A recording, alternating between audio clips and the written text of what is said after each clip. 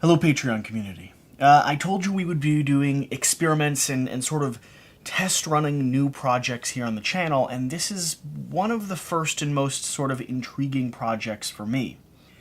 Over the course of the last year, I have started experimenting with and doing more and more flavor text oriented things, right? So playing a game and trying to provide narrative context or flavor or storytelling elements, sort of like a RPG style narrative to the board games that I play. And that's because those are largely the ways in which I experience and interact with games. It's honestly the way I experience and interact with the majority of my life, right? Through visual and story-driven elements. My memory isn't very good when it comes to direct places, names, specifics, but if I can attach a narrative to that part of that conversation, my memory can kind of link the chains of things together, and I can understand and comprehend rules and mechanics and the way that games operate by turning or twisting a story, right? It's the gears that kind of get things all interconnected and working for me. So this is an experiment that I'm going to be doing with a few different games. In the gameplay videos of this Final Girl and Ratcatcher, I gave some flavor text, right? I talked about, moving around alleys and how the rats descended and sort of the end killing blow.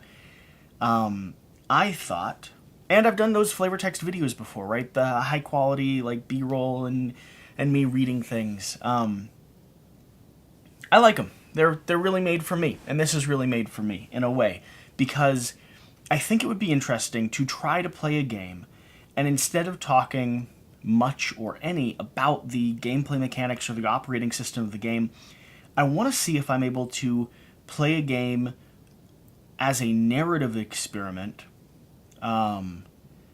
without really taking the time to focus on the mechanics or the choices that I'm making throughout the course of the game. And I know this won't be right for a majority of people, or at least a mixture of people, because some people want to talk through and break down the mechanics of the game, and along with that, there will be a little bit of a interesting learning curve here, which is why this is a test run, right? Because if this series works, it would be neat to bring it to the main channel. The question is, am I able to tell a narrative story while playing a game, while mechanically getting it right, while filming for you all?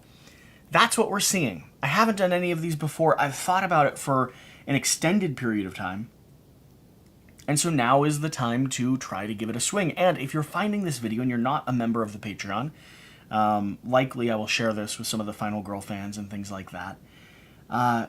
Please know that this is not the standard operating procedure for Quackalope. This is an exclusive video that we're making for the community that wants to see behind the scenes and wants to shape how the main channel and how the future of the channel goes. So I hope you enjoy this, and swing over there and say hello and see what else we have going on, because there's a lot of stuff going on over there. Designer interviews and lots of different gameplay and more conversational videos and things like that.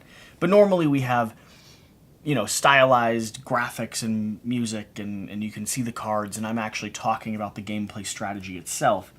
This one will be a little different. So before we dive headfirst into the strategy, let me give you just an overview of what this game is, literally 30 seconds. Final Girl is a solo game where you're playing in the horror movie tropes, right? You are the last remaining girl with a lot of potential victims still existing on the board, and you're using a card-driven system to both build your hand using the resource of time, play cards down using dice, and doing some dice mitigation to hopefully resolve successful effects so that you can accomplish the task in a specific situation. In this case, we are facing the poltergeist at the Creech Manor. And my goal, somewhere buried in here, is a young girl. The poltergeist cannot be killed. She's a ghost. You can't interact with her. You need to get the young girl, identify her, and get her out of the house. I'm not sure why. Narratively, I haven't figured that out yet. But that's where we're sitting. So my goal, my character here, is going to start roaming around here, going to these three main locations and hunting for trying to find the young girl. So search is going to be very important for me, which is right here. Okay, I think if my hope, my intention, is for that to be about all the structure I give this. So we will see. So in the Creech Manor, I was trying to think of the narrative to set up the course of events. We have a lot of people spread out throughout here. I think see, this is where it gets weird, right? Trying to, how much do I give into this? Like, and how much do I talk about the fact that I'm telling a story versus just going on and telling a story? It's the weird balance. Do I walk you through my thought process, or do I just start? You stumble into the bathroom, splashing some cold water onto your face. The Creech Manor is not a place that you normally come to. In fact, tonight has been a unique night, a celebration hosted by one of your employers, and you came just out of sheer obligation. But things have not gone as planned. The night has gotten stranger, and you thought maybe it was the drink you were drinking or just a late evening after not sleeping well for a few days. But now you're not sure. A voice seems to echo throughout the bathroom. You can hear it bouncing off the stalls. A young girl crying and then laughter in the background, and you splash more water up onto your face, trying to regain some composure before going back out into the crowd. The night's off. Something's wrong in a very uncomfortable way. You decide to leave the bathroom. Moving out into the guest room, you try to regain your composure as you do so. Balancing out, it's not easy. You feel nauseous and uncomfortable in a way, but you stumble out into the trophy room. Giant beasts with mounted horns and sort of grotesque-looking faces seem to stare back at you, as if they're watching, as if they can follow along and understand what you're doing and the discomfort that you're currently feeling. You look around, and the two guests standing seem to be in a little bit of a romantic situation over in the corner. Not fully kissing, but certainly getting close. You notice one of them is your coworker, and you decide that maybe this is not the right room for you. The strange eyes just gazing back in your direction gives you an uneasy feeling. And so you decide to leave. Walking on and pushing into the hallway. The hallway's dark, as if lights hadn't been lit in it for some time. There's an overwhelming sort of sense of weight existing. You hear the laughter again. It doesn't seem to be coming from anywhere specifically, and then, once again, the crying. Like an echo, like a memory, like a young girl. It seems to be coming from upstairs, but you can't quite tell if that's the case. You're not sure. You should head up there to try to find out. There's a stairway you can see at the end of the hallway just ahead of you. The crying that you hear is interrupted once again by the same uneasy laughter, and then you hear underneath it, sort of echoing at the same time, a voice, a kind of unearthly sort of low rumbling moan. "Carolyn, where are you?" And then it disappears again. Silence. You're standing in the hallway trying to regain your composure. Suddenly that darkness feels like it overwhelms. The room seems to go black. The light coming from the trophy room seems to dim and flicker. And then it comes back to normal. As if nothing had really happened. Everything's okay again. You breathe deeply, try to regain your focus, and you begin heading up the stairway, doing your best to find the source of that crying.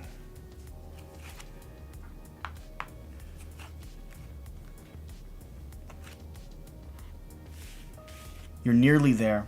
You've stumbled to the top of the stairs, but you stop at a banister, regaining your breath and breathing deeply. There's just something not right yet. Looking down at the ground, and then you glance up. It looks like a stone statue sitting at the top of the stairway. You'd noticed it when you'd moved up to this top floor, but now it seems to be growing, looming, as if blackness is absorbing into the underside, and the statue itself, this bust, is rising up into the space, a behemoth, towering over you, black fists and dead eyes gazing back into your soul. You do what you can to fight back, but there's nothing for you to do. You feel the dark fist slam across the side of your head, and a ringing erupts in your mind. And then suddenly, as you regain and look back up around the room, the bust is back where it was.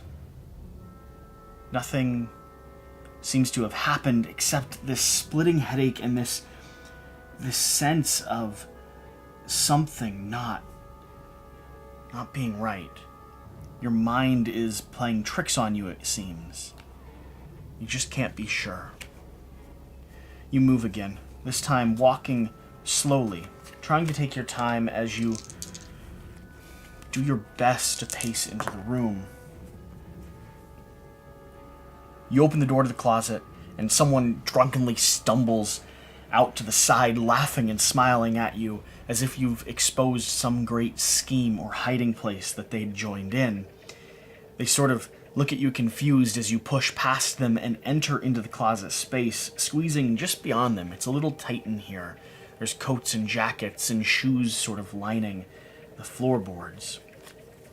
You listen again for the voice. You realize that there's lots of nooks and crannies here, so you figure you should do your best to try to find the girl. She sounds like she's crying here, but she also sounds like she's crying from outside of here, and she sounds like she's crying in your mind. You just can't be sure.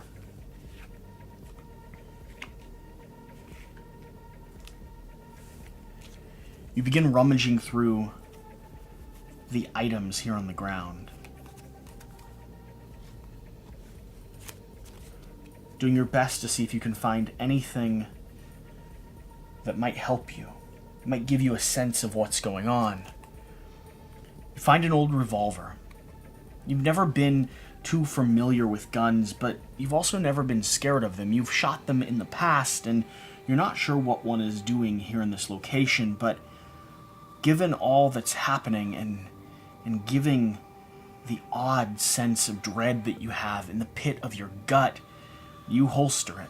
You tuck it into your waistband, keeping a hand on it, ready just in case it's needed. You're grateful that you found the gun, but you feel like there still could be something more here, so you start pulling coats and jackets off to the side, doing your very best to find anything, something to help. You pull a pair of dice out of a pocket and give them a heft in your hand. They're nice and they feel comforting to hold, but then you find a pack of bandages, a small roll of linen, a first aid kit. If you're carrying a revolver around, you figure it would probably not be a good idea to also have a gun with you and a first aid kit with you at the same time. You decide to stay where you are, hoping that maybe there's something else here. You regain your breath and lift up and stretch just a little bit. As you're leaning on the doorway, the figure laughing and jostling at the front, still confused as to why you pushed back and clearly drunk, turns to you as if they want to maybe take part in some closet-style rituals. And then, in a flash, in a panic, their face seems to sink and everything goes dark again, as if that punch, that strike was hitting back on your mind, and you see flashes of the house, of the room, The darkness, the shadows seem to be seeping up through the banisters themselves, swirling at your feet and climbing up the sides of your body. And then you hear it. A scream. A splitting, ear-crunching scream. A man. He seems to be in terror. And then a gurgle. A shrill laugh. And the darkness disappears again. And in its wake, silence. And then confusion. And then the sounds of the party again. You can hear the two in the trophy room have progressed to loudly stammering about the things they have planned for the weekend, as the woman boasts about the type of men she likes to date. You push past the drunken figure standing in the doorway. The darkness and the feeling of dread swelling in you is almost too much to bear, and this enclosed space with another person is not where you'd prefer to be. They try to stop you, placing an arm on the door as if, for some reason, trying to convince you to remain there with them.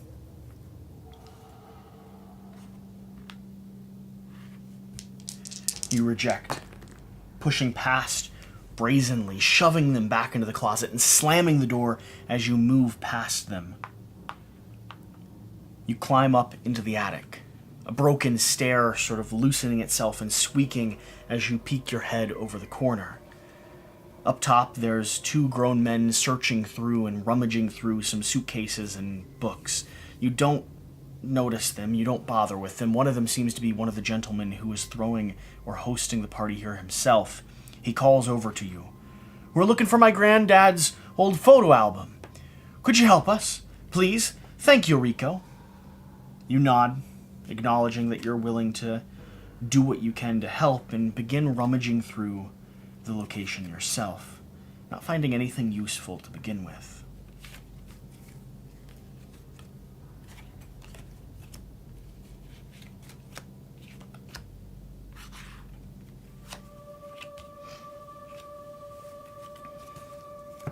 As you're hunting through the attic, you hear more noise coming from down below, a scraping on the rafters, as if the wind has suddenly picked up and the branches are enclosing upon the house. You hear a crunching as if all sides of the building are being struck all at once by intertwined branches, but that's not possible. That's not how wind or trees work. And then you hear it again, like a dread, like a laugh, like a seeping cry, like a small child asking for help. And then you hear glass break, windows being smashed in, and suddenly the sounds from the trophy room stop. The two men in the attic lift up, listening with you.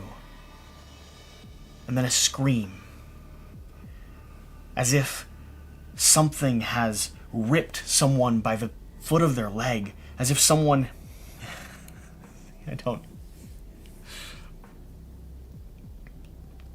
Then you hear it again, a scream, as if something...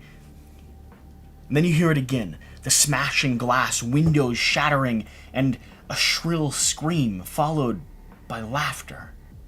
This time you identify the noise. You recognize that scream, and panic starts to set into your gut. Something is not right. Something is seriously not right. And you're flashing back to memories of when you were a small child, and the tree would brush up against the windows and scrape, and the shadows would dance on the wall as if hands were encircling you. And then you see it. The light flickering in the attic, the candlelight held by the two figures there, and you can see on the wall in front of you those same gnarled, twisted branches like fingers encasing the roof and climbing towards you.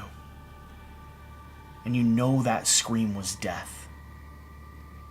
You're not sure who or how, but you know that scream was death.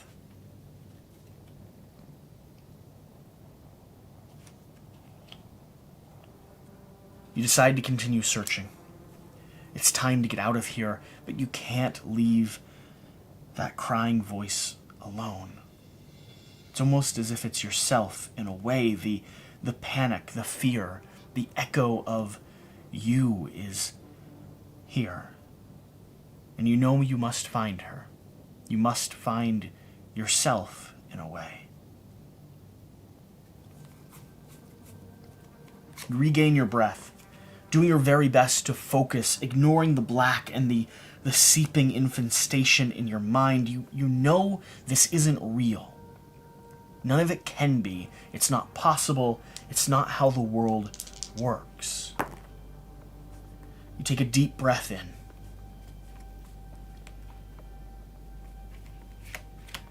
Regaining your focus as you do.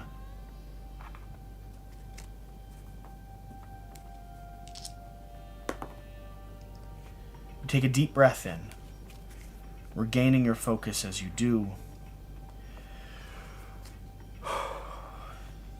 And you begin searching, listening for those cries, listening to yourself in a way.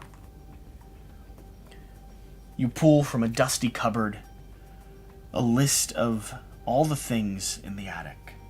You see that this list contains the old revolver and the first aid kit, the dice in the pocket that you found, and it contains a list for the attic as well. A shotgun, a candle, an old crucifix. All things you remember well. You glance around the space, realizing that she isn't here. She never was. And so you begin moving again, apologizing briefly to the men, telling them that you're not sure if the old albums were ever up here. And then you leave. Rushing back down the stairway, tripping over that broken stair as you do, moving as fast as you can, back to the closet, or down to the garage.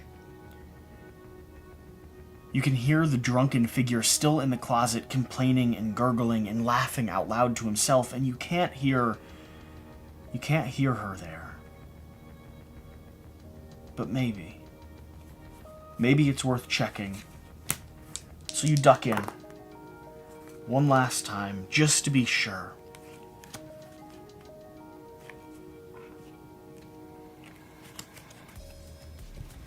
As you move back through that closet door, pushing through the man who's now slumped onto the ground, clearly, completely intoxicated and nearly out of it at this point. You breathe deeply one more time, trying to regain your breath, trying to focus on what's important. As you move into this location, he sort of eyes wide at you, and you can see that he's now scared of you. And you're not sure why. It's as if he's seen a force, or seen that same darkness that you've experienced. His breathing starts getting heavy, and he tries to stand, but he can't quite get to his feet. He slumps back against the wall and just watches you. You begin to search again, doing one last check, just to be sure.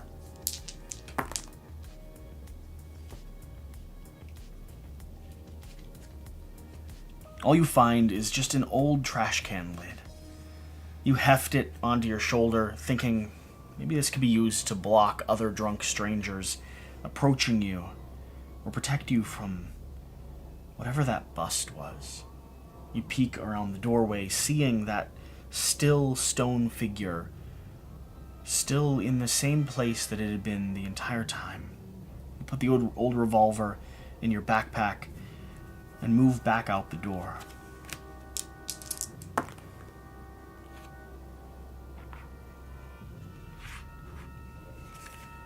You're at the top of the stairway again. Gazing down, you rest on that same banister that messed with your mind so much just moments before. And then suddenly, from behind you, you see the man starting to get up, and whoom! It's as if every door in the building opened and slammed at the same time, a crescendo of noise erupting, and you turn back to look, and you can see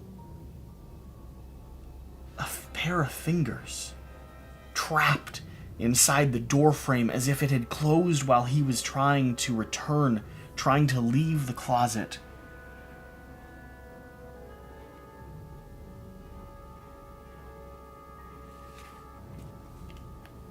You feel a chill radiate down your spine.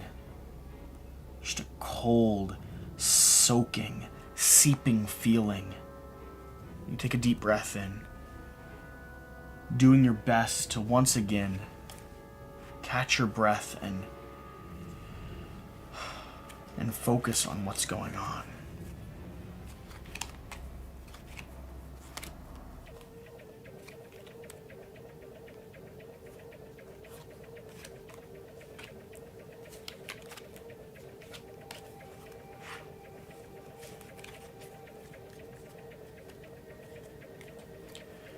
For some reason you feel immobile, like where you are is where you have to be for a moment. You do your best, clutching onto that same wooden railing, digging your nails into it to the point where it starts to hurt. And then the blackness leaves your mind again. You hear the door creak back open, the man standing there, bloody knuckles shaking his hand. They're sore, but he seems to be okay. Maybe it was all your mind. Maybe a gust of wind blew through the house. You had heard windows break earlier, and so surely there's an explanation for all of this. Take a deep breath in and look back down the stairway, preparing once again to move. You hear the cry once again. You can see now.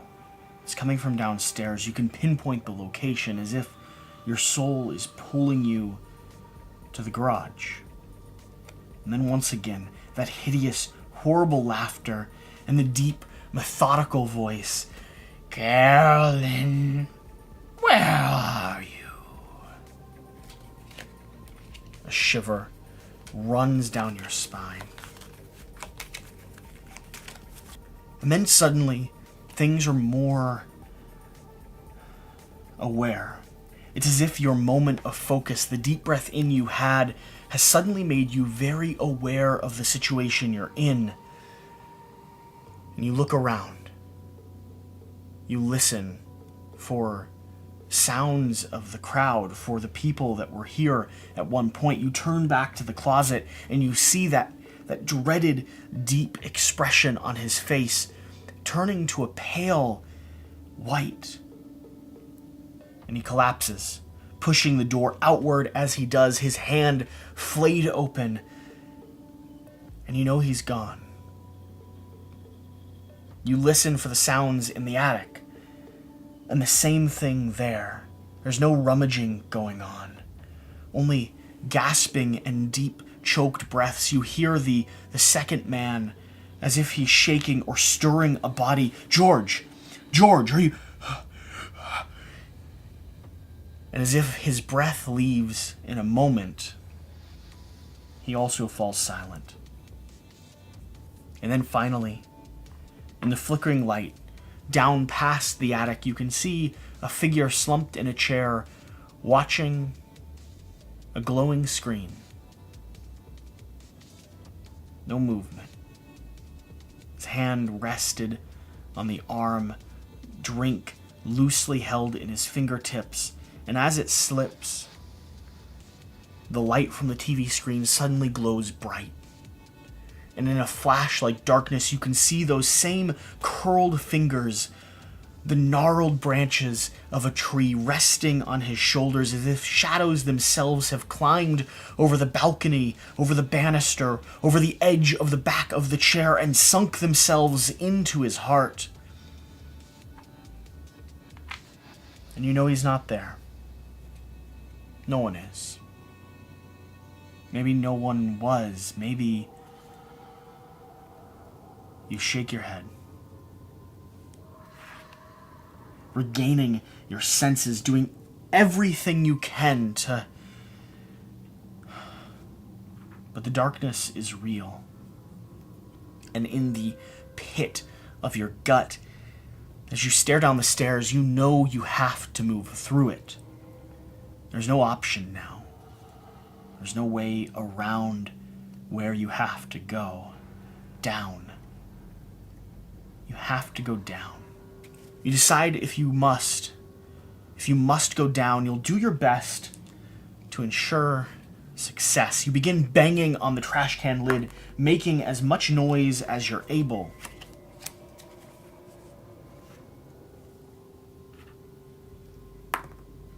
And as you do so, you gain the courage to start moving.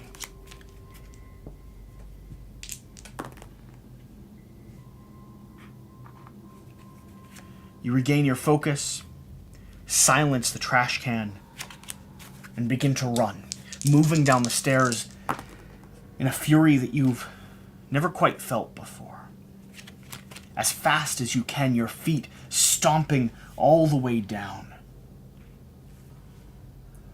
Down the stairs you go, into the side hallway, and then down to the main foyer, and there you see it, hovering in between the stairs, sort of a blue light, an orb. A cascading warmth, in a way. You pause.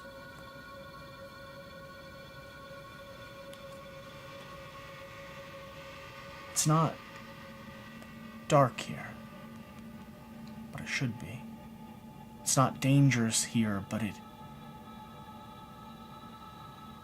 the fear you had seems to... But it's not possible.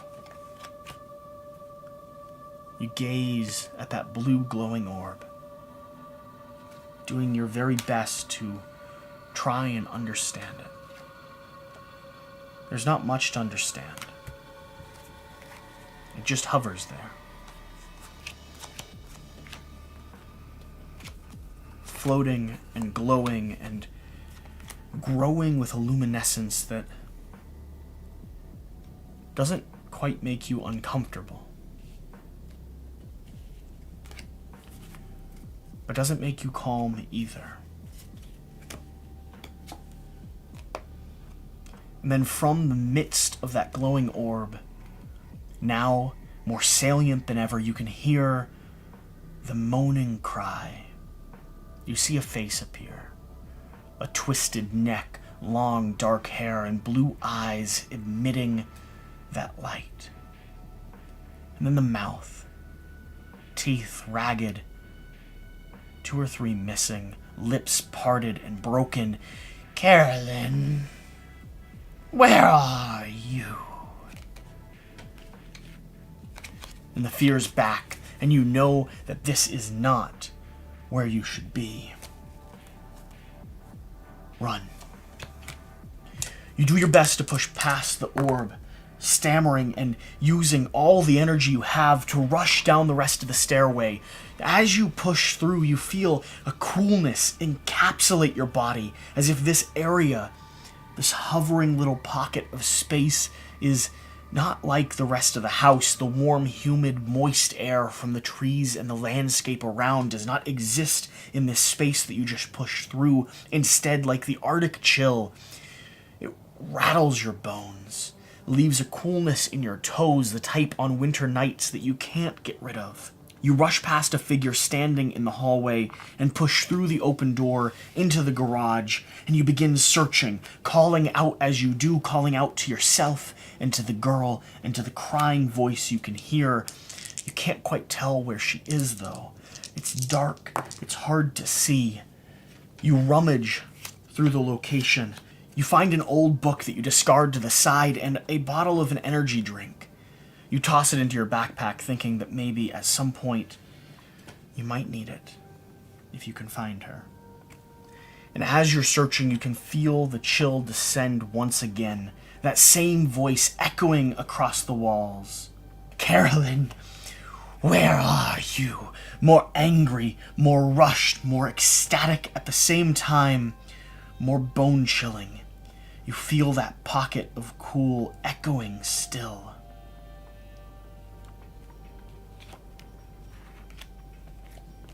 And once again you begin searching.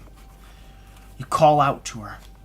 You call out both with your voice and in your own mind, searching for her, screaming for her.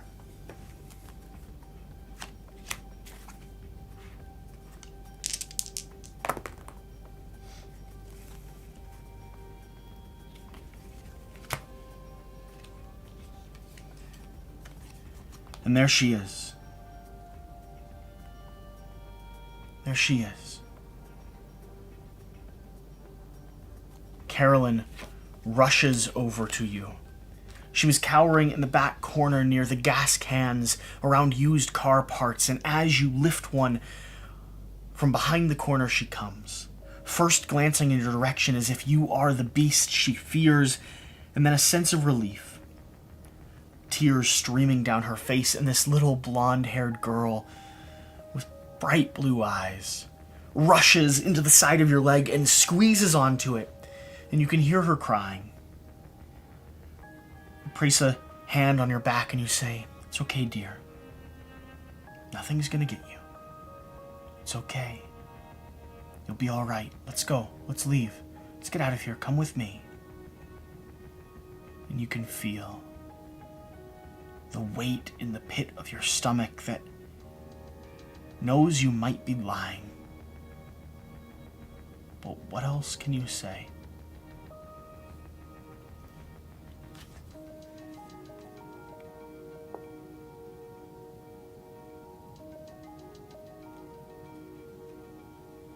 And as you say this, as Carolyn's clutching your leg, you can feel the dampness seeping into your knee as if tears have been flowing against her face this entire evening.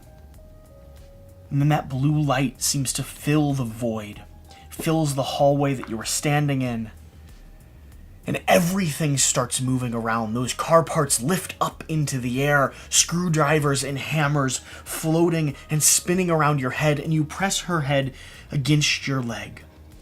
Don't look. Walk with me. You begin moving forward, and you can see the figure that was standing in the hallway, the one that you pushed by just moments ago. And suddenly, hammers and blades and bits of screwdrivers all fly into the hallway, all fly past your head and impale themselves into the figure in front of you. And with a shocked expression, he looks in your direction. A moan emanating from his stomach, and then a blue light emerging from his mouth, and that same glowing coolness hovering there in front of him, casting flickering, uncanny, unearthly light into the hallway, onto his face where screws protrude from his eyes. You can see the end of a hammer thrust down his neck. And you know he's dead. And you press Carolyn against your leg, and you begin moving, breathing in shallow, ragged breaths. There's no way out here in the garage. Just bits and pieces and a door that is nailed shut. Big splintered wood layered across it. And so, for her, you keep your eyes open. And you begin to walk. It's only steps. It's not too far. You don't have too far to go. The foyer is there, just through the door. The same front door you came in through, just through the door. And you move. The same chill descends down your spine, the same coolness infecting, and Carolyn, she doesn't look. And as you push past, not meeting eyes with the lifeless figure. You gently step over his legs, careful not to trip and careful not to make Carolyn aware of anything around her. And then you run. And then you break. And then you dash forward, doing everything you can to get out of this cursed place, through that blue mist, through that cold, forgotten, empty hallway, into the foyer where there's a grand staircase behind you that you will never return to, out the front doors. And as you enter the morning air, as you enter the silence of the night, you can see a sunrise cresting on the hill, little wisps of light cutting through the fog and the damp. The trees are blowing. Branches like fingers scraping against the roof. It's sort of comforting now. And the house is looming behind you in a way that a memory looms. Like a thought you can't remove. But you're okay. You glance down at where Carolyn was, clutching your leg, and you find that your hand is resting against a damp patch on your jeans, and she isn't there. Maybe she never was. Maybe none of it was.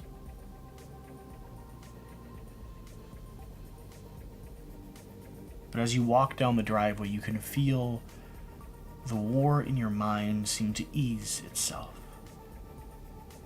Those tendrils, those bits that had hooked you to that location. Your history there at the Creech Manor. You can leave it behind now. Everything is going to be okay. No one's gonna get you. And while you say it to yourself, there's still a part of you that doesn't know if it's true.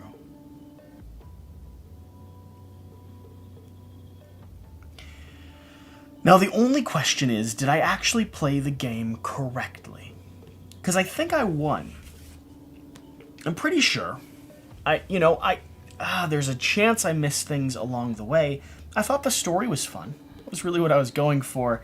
I did notice that I was forgetting to do like some of the slower gamey things in order to get to the story. For instance, I had moments where I forgot to buy, so I was having to reset the deck and purchase things. And I'm not sure how much editing I'll do in this video. I only use 2 cameras.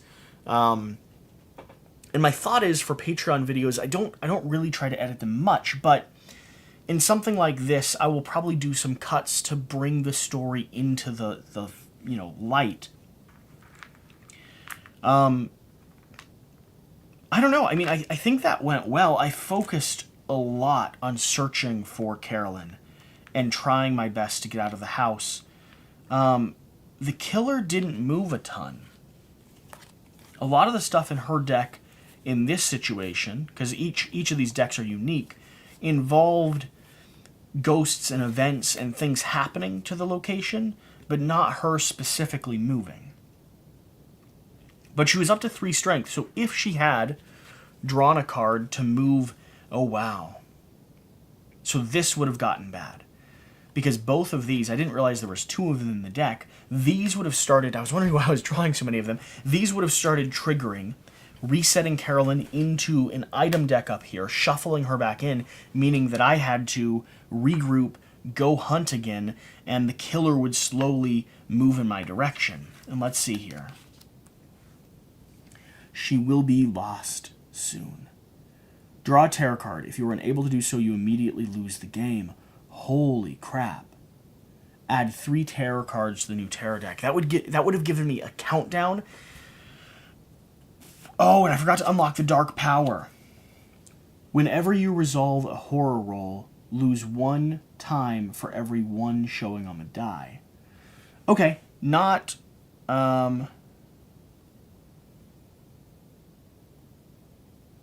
Okay. That would have cost me a little bit, but I don't know that I rolled...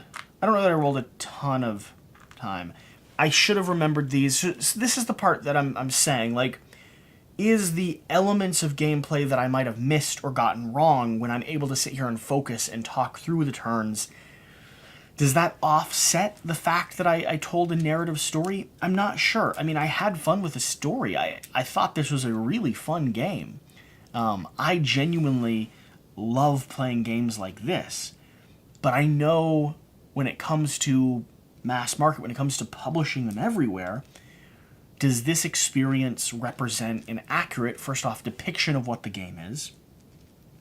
And second off, some people just want to see the strategy and want to see me do it right. And it is hard to both play a game correctly and tell a story and film. And, you know, it's a little odd because I don't know. I think I could be overwhelmingly familiar with a game and still probably miss a pile of things. You know, we already miss things. I feel like I could miss even more things if I was trying to do a narrative voice. But I think this was neat. I mean, ultimately, it'll kind of be up to you all to decide. If you like this format, let me know. I'll keep playing with it and refining it until we feel like we have something that fits on the channel. And maybe what I'm already doing on the channel is the best way, talking through strategy and giving narrative flavor throughout bits and pieces. Maybe I could do more of a hybrid, whereas this was all in one direction. And some of my gameplay videos are usually more focused on strategy, maybe pulling it towards the center a little bit more. But it really just depends on what people enjoy. This was a cool test run. I feel good. I might have made the game a little easier for me than average. I certainly probably missed some rules and stuff along the way, but, you know, I felt like I visually was able to see a fairly interesting story there. And I like the development of Carolyn actually being sort of an internal struggle, or a more of a metaphor, in a way, for Rico, as if she was dealing with past sorrows and troubles and pain, right? Because we all have elements of that we have to process through. All right, that's it. I don't know how to end these things. You know the deal. You should go play some games. But I end it that way on the main channel. I haven't figured out something for Patreon. Usually I just sort of ramble until I feel good. So, thanks for watching.